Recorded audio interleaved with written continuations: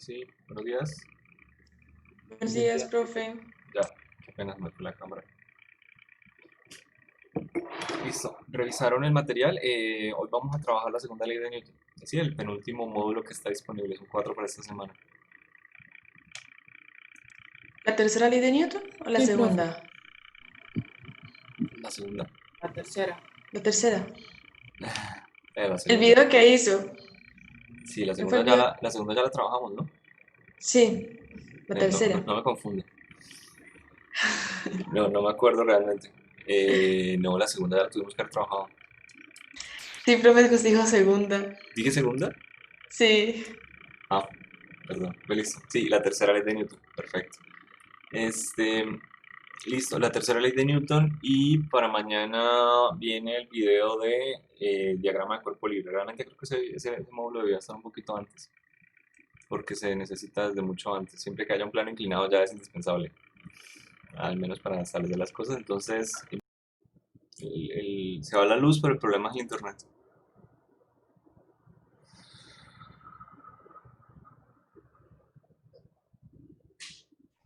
Se demora mucho en volver en los edificios. Listo, entonces, ¿qué opinan de la primera? Ahora sí. ¿Qué Es la A, podemos...? profe. Una pregunta, ¿la pantalla se quedó paralizada? O sea, ¿ustedes pudieron ver lo que estaba en pantalla? Por un Sí, se rato quedó antes de que se paralizada por fuera. un ratico. Ok, entonces la pudieron discutir o se pusieron a hacer otra cosa. No, es que se duró como 30 segundos y se desapareció. Ah, ok, listo. Eh, la A establece la relación entre dos cuerpos, ¿cierto? Mm, Vamos a ver la segunda, a ver si están ciertas, pues. Podemos decir que es falso para el concepto de la tercera ley de Newton, ¿cuál de las siguientes?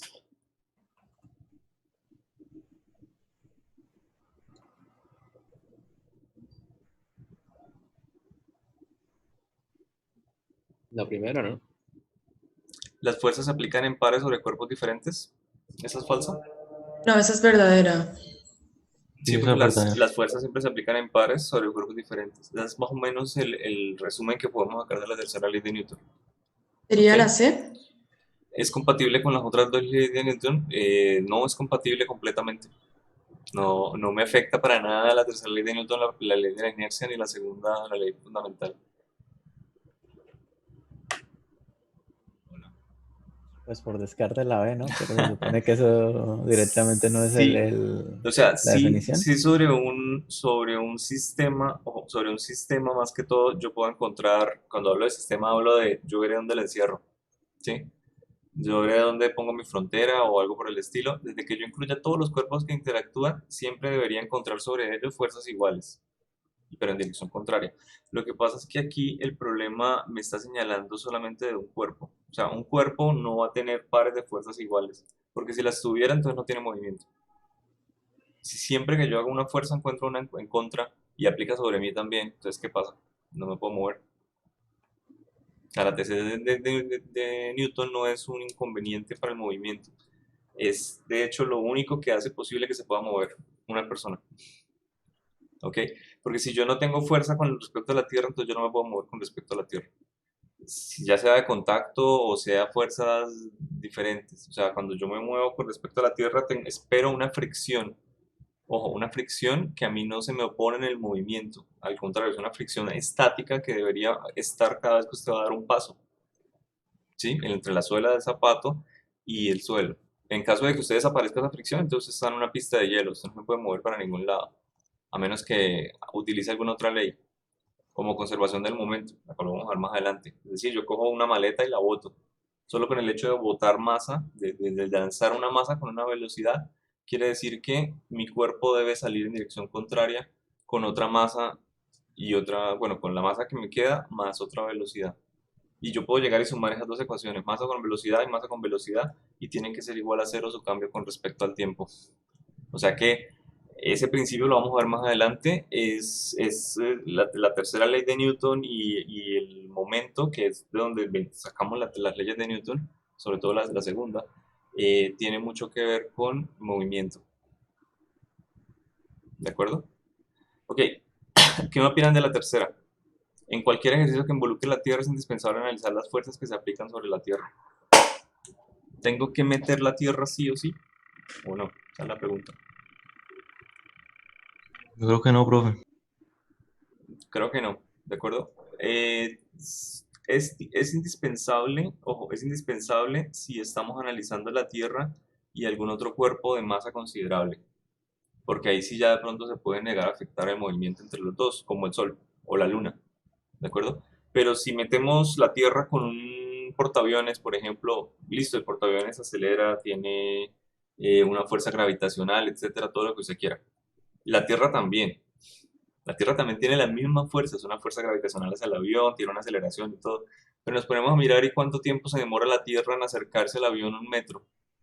Años, 300 años, 500, 1000 años, no sé, podemos hacer el cálculo después, cuando tengamos una ecuación para fuerza gravitacional. En cambio, ¿qué tanto se acelera el avión con respecto a la Tierra?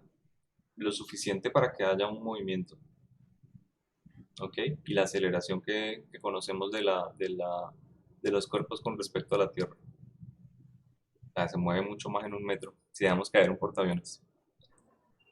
Listo.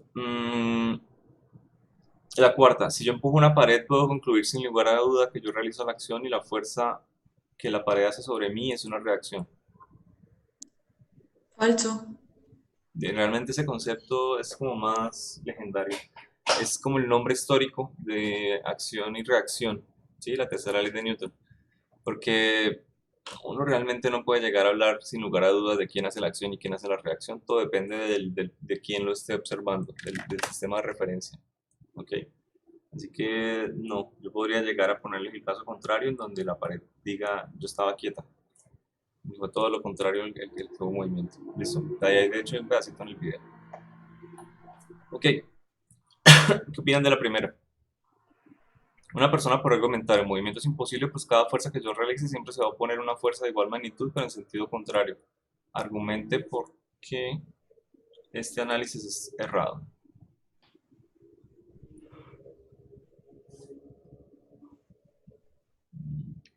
Ese fue el autocorrector.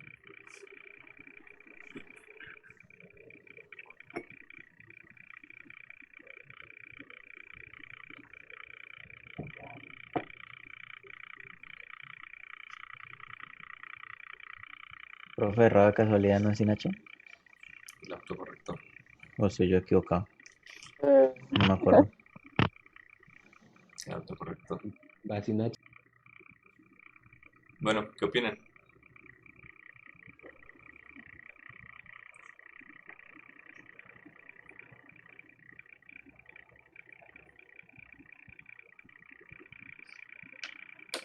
Es que también está la palabra errada con H. No sé si la conocen. ¿Qué significa? Capaz que ya no se usa mucho. Ya nos movemos más en carro que otra cosa. ¿Sí la conocen con Tecla. H? ¿El de los caballos? Exacto. El pasado de errar. Cuando yo termino de hacer el trabajo de ponerle la herradura a un caballo, lo erré. Esa es la... Y ya se encuentra errado. Esa es con H. Esto es cerrado porque, o sea, es que la persona que lo dijo, no sé, estaba como pensando en la acción y reacción, al parecer, Ujú. pero, pero eso no implica que haya una reacción, no implica que el objeto al que se le aplicó la fuerza no se mueva. No, siempre voy a encontrar la reacción. O sea, siempre voy a encontrar la fuerza par. Siempre. Pero por qué la persona que está pensando esto está un poco equivocada?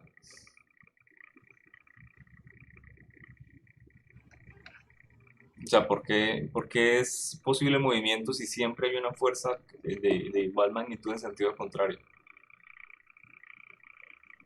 Pero es en el mismo cuerpo. No es en el mismo cuerpo. Eso es. O sea, siempre van a existir ese par de fuerzas, ¿de acuerdo? Igual de magnitud, sentido contrario, pero no viene en el mismo cuerpo. Entonces, definitivamente no implica el movimiento.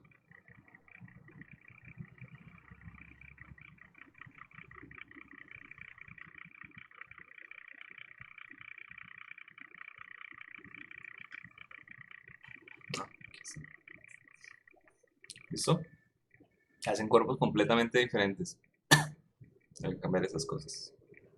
Listo. Eh, en el ejercicio que yo hice, de ejemplo, por ejemplo, no se consideraron las fuerzas tipo peso entre las masas M1, M2, la superficie del OVNI, solo que se consideraran con respecto a la Tierra. ¿Por qué no podemos hacer esto todavía? Ya lo hablé un poquito. ¿Por qué no podemos llegar a decir, es que la masa 1 también se siente atraída por la masa 2 y la masa 2 por la masa 1?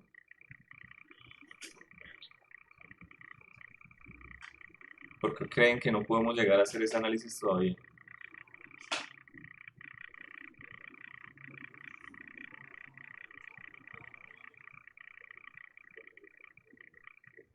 Bueno, una respuesta corta. Yo les había dicho que hay una ecuación que me modela esto, la ecuación de fuerza gravitacional, de manera general, es vectorial, ¿no? Bueno, vamos a colocar el vector. G multiplicado por la masa de los dos cuerpos, dividido Ajá, entre la distancia al cuadrado. exactamente.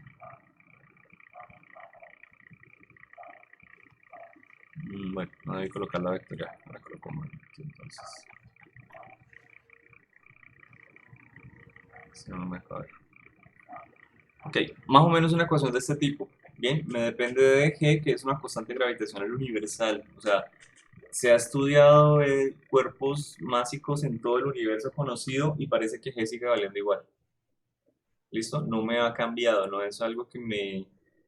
una constante universal quiere decir que no puede llegar a cambiar dentro de una sección de la galaxia o del universo y ser diferente en otra.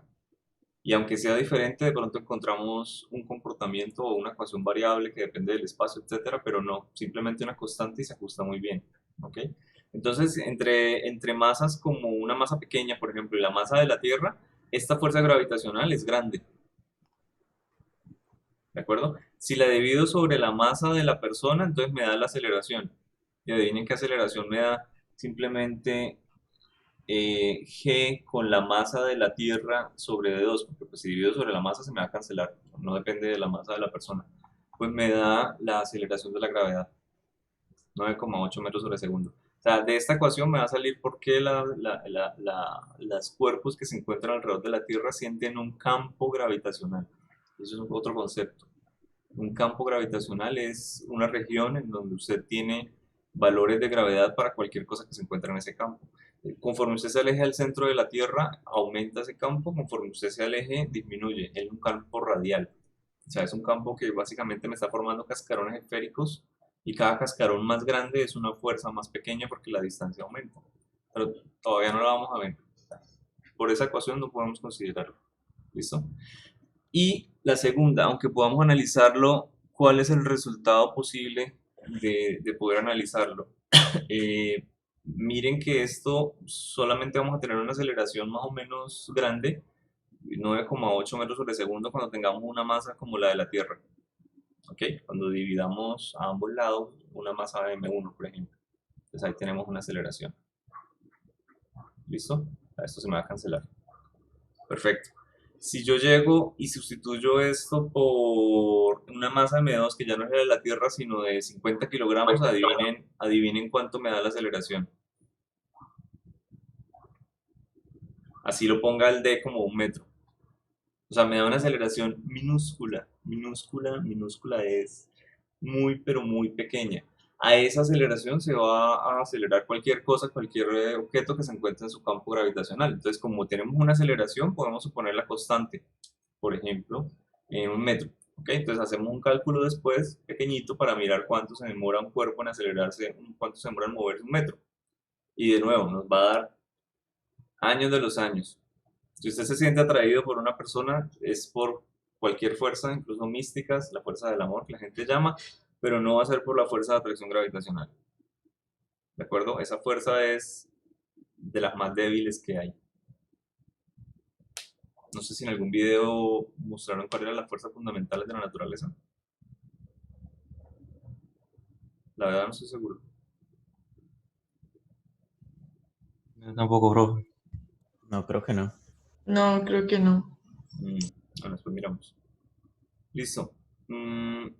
¿Y qué opinan de la tercera? ¿Por qué no es posible violar la tercera ley de Newton? Es decir, un cuerpo que ejerza una fuerza sobre otro objeto sin que se le aplique una fuerza igual en dirección contraria. ¿O han escuchado algún caso en donde se viole esta ley?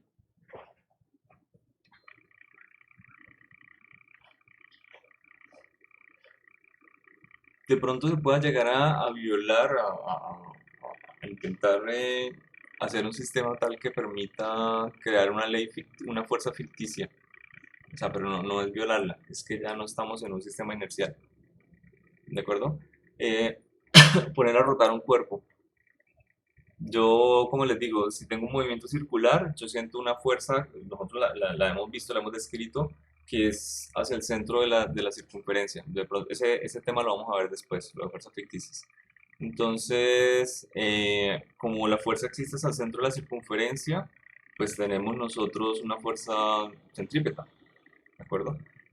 Sin embargo, la gente cuando está dentro de una circunferencia, en una rueda de la fortuna o algo por el estilo, sienten que la fuerza lo envía hacia atrás y es ficticia, que no es cierto desde un punto de vista inercial, desde un observador que no esté acelerado. Por eso se le llama ficticia. Y esa fuerza se le llama centrífuga. Esa fuerza centrífuga no va a tener par en ningún otro lado. La centrípeta sí, sobre el objeto, sobre el centro de la curvatura que no se esté moviendo, por así decirlo, que puede proporcionar una tensión, por ejemplo, una cuerda, que sea lo que permita que los objetos no se desacoplen, o un cohete, o cualquier cosa que permita hacer el movimiento circular. Bien, y vamos a encontrar la fuerza par, acción y reacción, pero con la centrífuga, que es falsa, es una fuerza ficticia, no vamos a encontrarlo. Se podría dibujar o sea, la centrípeta, A ver, o sea, las fuerzas.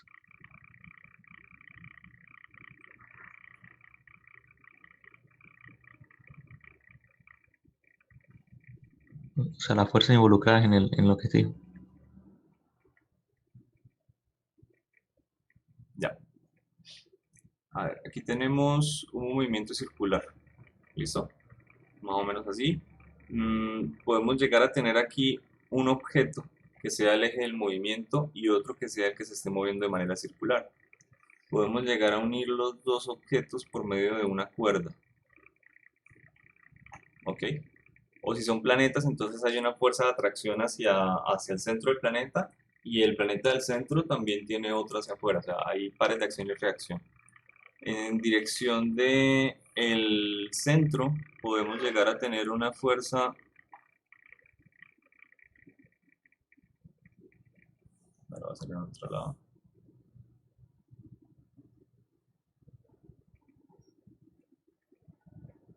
¿Ok? Una fuerza que sea la fuerza de tensión.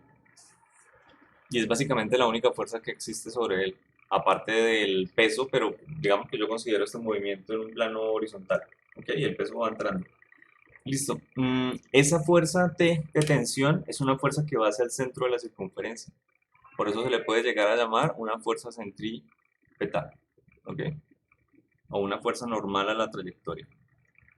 Ahora, cuando nosotros analicemos este objeto, que es algo que vamos a hacer posterior, vamos a encontrar que hay una fuerza que se opone, que realmente no es esta fuerza T, sino que es una fuerza en sentido contrario. ¿Ok?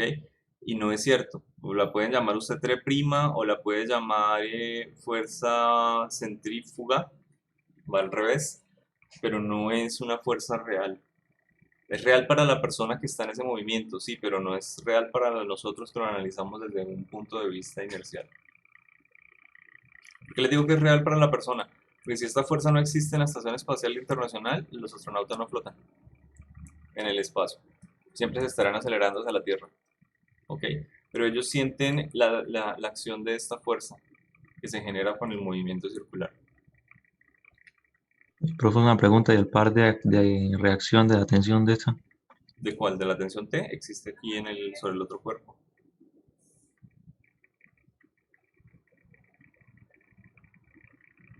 Acá. Acá está también la tensión. Y la tensión T' no tiene par. Profe, pero como es una cuerda solamente, pues no sería la misma, donde yo te conozco. Sí, es una cuerda. O sea, es la misma pero está aplicada en dos cuerpos diferentes. O sea, es la misma fuerza de tensión, pero va en sentido contrario y aplica sobre dos cuerpos diferentes. O sea, estas dos que tenemos acá me cumplen con la ley de la tercera ley de Newton. Son las dos partes de una tensión. Siempre que yo miro una cuerda y lo parto en la mitad, puedo llegar a encontrar fuerzas de tensión hacia ambos lados, ¿ok? Sobre la cuerda. Pero si yo las miro sobre cuerpo, siempre voy a encontrar la fuerza de tensión apuntando en dirección contraria. Ah, listo, listo. Ya, A menos, gracias. bueno, a menos que la cuerda pase por una polea y vuelva, por así decirlo, la fuerza de tensión podría ir en el mismo sentido. Pero su sentido en cada uno de los puntos de la cuerda se mantiene. Siempre se me va a aplicar dos fuerzas de tensión en direcciones opuestas. Y van a ser iguales a menos que la cuerda tenga masa. Si la cuerda no tiene masa, entonces la fuerza de tensión en cada punto es exactamente igual. A cada pedacito de cuerda lo estoy jalando en dos partes. ¿Cuál va a ganar? Y, Tienen que ser iguales, señor. y también la condición es que no se estire la cuerda, ¿cierto? Y que no se estire. Sí, porque entonces ganó alguna de esas fuerzas, ya no son iguales. Y también Pues gracias. no tenemos concepto ¿se acuerdan cuando envolvíamos una cuerda, una ruedita, por así decirlo? Vamos a tener una aceleración tangencial. O sea, ya no vamos a tener la misma velocidad lineal para toda la cuerda.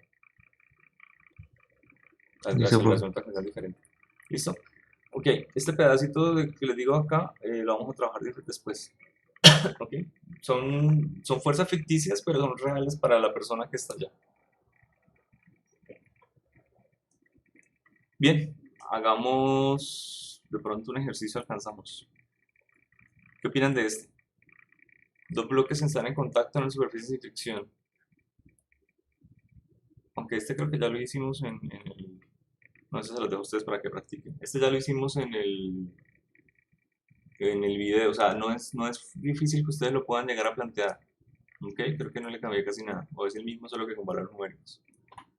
Este puede ser. Este es un material que está en un applet de GeoGebra. No sé si lo alcanzaron a revisar, pero es básicamente esto que tenemos acá. ¿Ok? Yo abro mi aplicación, le doy correr, no se está moviendo absolutamente nada. Este coeficiente de fricción parece que es muy grande. Puedo llegar a cambiarlo a un valor que sea más decente, un 0,2. Lo corro, veo un movimiento. ¿Ok? Yo puedo llegar a representar absolutamente todo lo que ocurre en este diagrama, tal lo planteamos, y también puedo llegar a comprobar los valores numéricos que yo obtenga. Es decir, aquí tengo la fuerza de rozamiento, tengo el valor de la aceleración, tengo la tensión de la cuerda, incluso tengo el tiempo del movimiento, y tengo H, o sea, tengo delta de H, entonces puedo llegar a hacer el cálculo. ¿De acuerdo? Entonces vale la pena hacer absolutamente todos los cálculos que se puedan. Listo. Vamos a hacer al menos aquí en esta parte los diagramas de cuerpo libre. Vale la pena.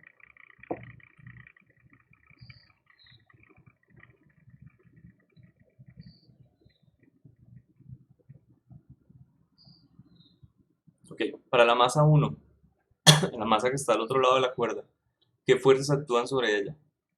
Ojo, no me interesa de pronto cuando llegue al piso, ¿no? Me interesa cuando está en viaje, en el vuelo. Eso y la Eso, tensión. profe. El peso, la tensión. Perfecto, entonces vamos a tener aquí el peso 1. Tenemos ahora dos cuerpos, me interesa distinguirlo, ¿de acuerdo? Y la fuerza de tensión normalmente se aplica la misma si tenemos la misma cuerda. Es decir, ¿es la misma cuerda de principio a fin? Sí, entonces vamos a tener la misma fuerza de tensión para toda la cuerda. ¿Ok? Y esto se me va a mantener cierto siempre que yo no tenga una necesidad diferente en cada extremo de la cuerda. Ahora, imagínense que la polea que tenemos ahí, que de hecho está modelada como ideal, ya no sea ideal, es decir, tenga una masa. Bien, esta tensión de la cuerda, ¿dónde está? Este pedacito de la cuerda tendría que soportar el peso de la masa M2, no más. Mientras que este pedacito de la cuerda tendría que soportar la masa 1 más el peso, por así decirlo, de la polea. Hay algo llamado inercia que nosotros ya vimos, que es como la dificultad que yo tengo de trasladar un cuerpo, ¿ok? M1 y M2. Resulta que cuando un cuerpo tiene masa, también es difícil girarlo. Es Ya no es la dificultad de trasladarlo, sino de girarlo, pero sigue siendo el mismo concepto, la inercia. Tiene otro nombre, o sea, ya no es, se llama momento de inercia, pero es básicamente lo mismo. No me va a cambiar el concepto. Es decir, hay segunda ley de Newton rotacional, hay segunda ley de Newton traslacional, hay energía rotacional, hay energía traslacional. Hay ecuaciones de movimiento traslacional, hay ecuaciones de movimiento rotacional. ¿Y cómo son las ecuaciones de movimiento rotacional y traslacional? Idénticas. Cambia solamente el concepto, pero las ecuaciones cinemáticas son idénticas. Todo lo que vamos a ver en el curso, en el cuarto corte, ya cuando estemos cerrando, vamos a volver a ver rotacional y va a ser idéntica a la matemática. Cambiarán algunas cositas, ¿de acuerdo? El momento, masa por velocidad, también vamos a tener uno rotacional. O sea, si quieren un corte resumen, yo creo que sería ese. Ok, listo. Para la masa 2, Tensión, que nos toca, o sea, que yo- ok.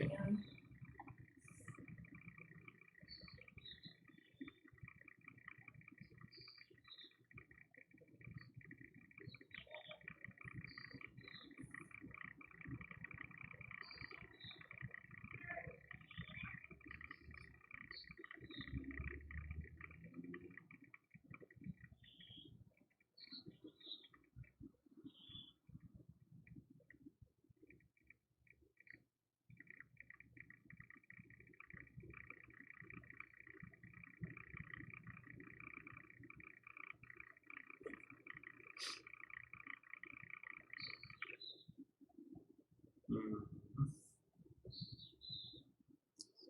Listo. Ok, ese ángulo alfa, como lo tengo dibujado, ¿en dónde lo debo, en dónde lo debo graficar acá? Ya es el ángulo entre X y X', ¿cierto? Entre los dos ejes de referencia. Así que aquí tendría, Sí, bueno, señor. no es alfa, es teta. Por acá. ¿Listo? Normalmente los otros dibujitos que teníamos, lo teníamos cuatro secciones más adelante, o tres. ¿Ok? Igual, si ese es el ángulo teta, este sería teta. Por acá también tenemos teta y por acá también tenemos teta. Solo para referencia de cuando vayamos a dibujar las fuerzas. Ahora dibujémoslas. Vamos a tener entonces la fuerza de tensión que iría en X'. La de fricción también. También tenemos una fuerza de fricción que se me opone al movimiento. Y la normal y el peso. De fricción cinética. Tenemos el peso, muy bien.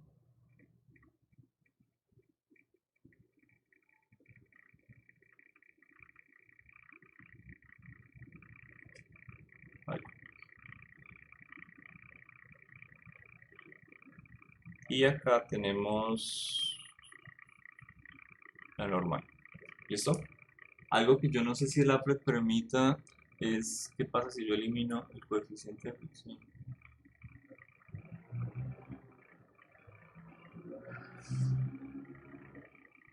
Ok, el applet de hecho permite movimientos hacia atrás. Pensaba que no. Entonces también debe permitir movimiento aquí. Aquí está fricción estática. Si ven, el cuerpo no se está moviendo. Dependiendo del coeficiente de fricción. Podría llegar a detenerlos. Está chévere porque puedo tener varios ejercicios en uno. Listo. Bien.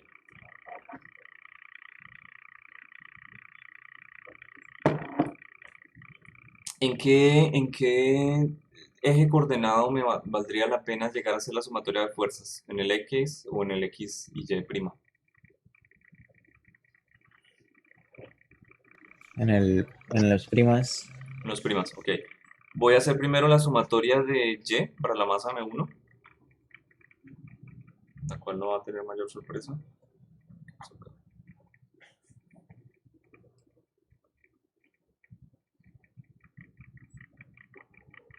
Ya que solamente vamos a tener movimiento en el eje Y. Así que tenemos sumatoria de fuerzas en Y. Observen que solamente tenemos la tensión hacia arriba, y yo lo que les decía acá es, sobre la masa M1 me actúa esa fuerza de tensión, sobre cualquier punto que yo llegue y examine, voy a encontrar la misma tipo de fuerza.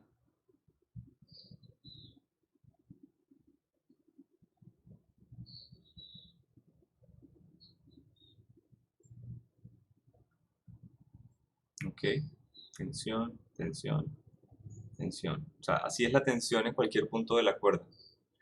¿Tiene aceleración esa cuerda? Sí, tenemos un movimiento, pero ¿qué pasa cuando yo hago el cálculo de masa con aceleración si la masa de la cuerda es cero? Nada, cero. ¿De acuerdo? Así que, ¿tiene aceleración? Sí, pero su segunda ley de Newton es igual a cero. Tenemos tensión igual a tensión. ¿Ok? ¿Qué pasa si yo llego y miro la polea? Lo mismo, le están aplicando acá dos fuerzas de tensión.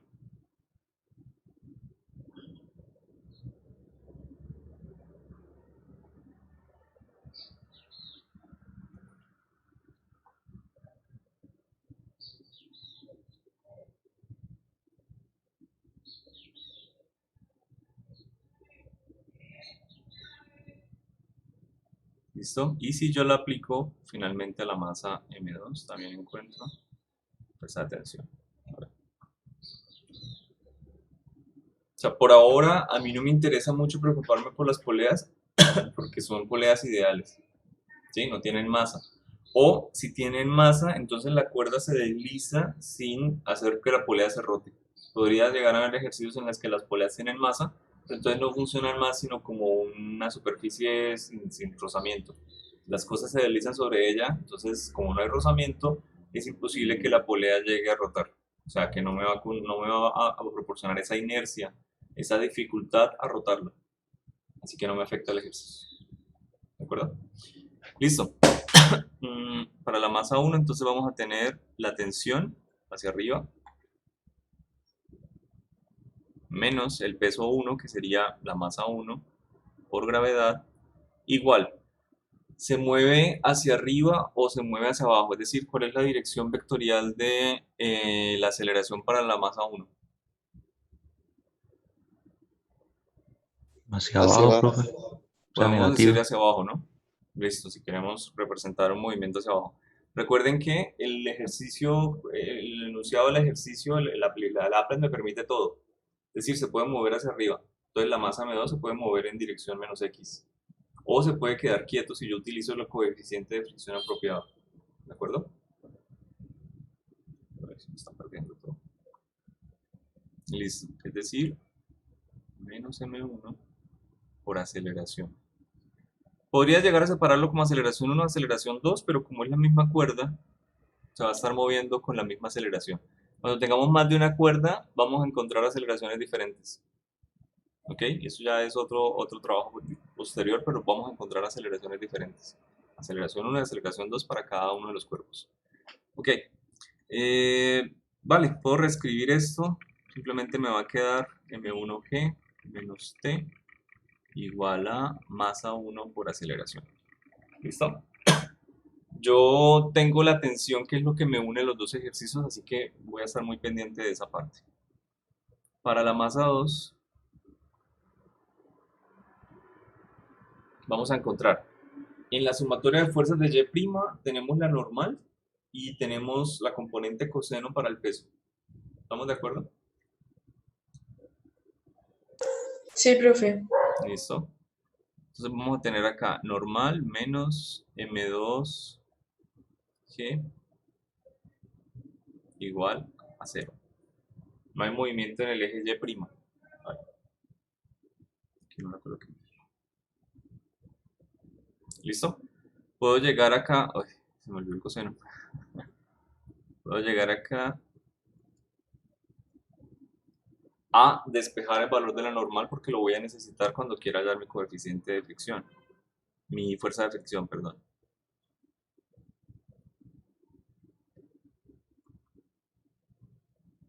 ¿Listo? Ok. Reemplazo en la ecuación de la sumatoria de fuerzas en X. Prima. Haciendo básicamente tres fuerzas, no tengo más. Tengo la tensión que va con el movimiento, la fuerza de fricción que va en contra y también va en contra una pequeña componente del peso. ¿Listo? Ok, entonces tendríamos tensión menos la fuerza de rozamiento menos la componente del peso que sería M2G por el seno de teta. ¿Estamos de acuerdo? Que esa componente es el seno de teta. Sí, Con el lado opuesto. Perfecto. Tensión menos fricción. Ok. Y esto debería ser igual a la masa 2 por la aceleración. ¿Listo? Creo que me queda un poco más sencillo despejar de la primera ecuación el valor de la tensión. Es decir, aquí poder decir T, voy a mandarlo a este lado, voy a intercambiar los términos, me queda más fácil. Entonces me debería quedar un resultado de este tipo, M1G menos M1A igual a la tensión. ¿Listo?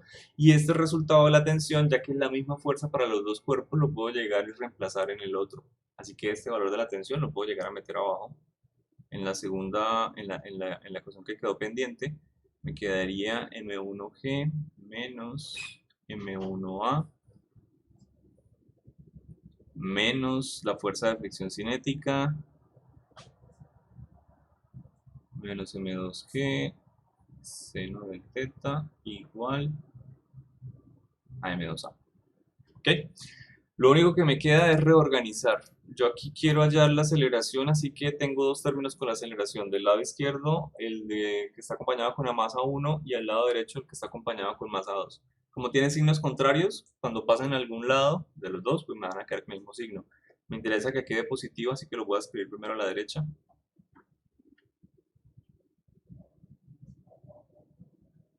¿Ok? Y me quedo del otro lado con todos los signos que tengo a la izquierda, es decir, positivos.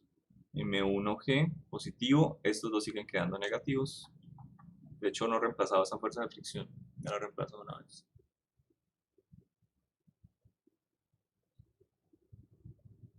¿Listo? Que N sub K por la normal.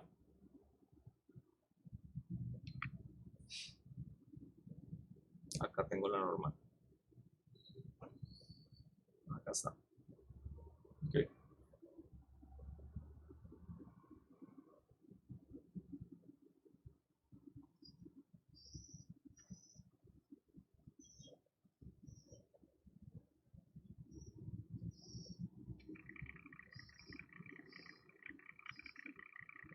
Listo.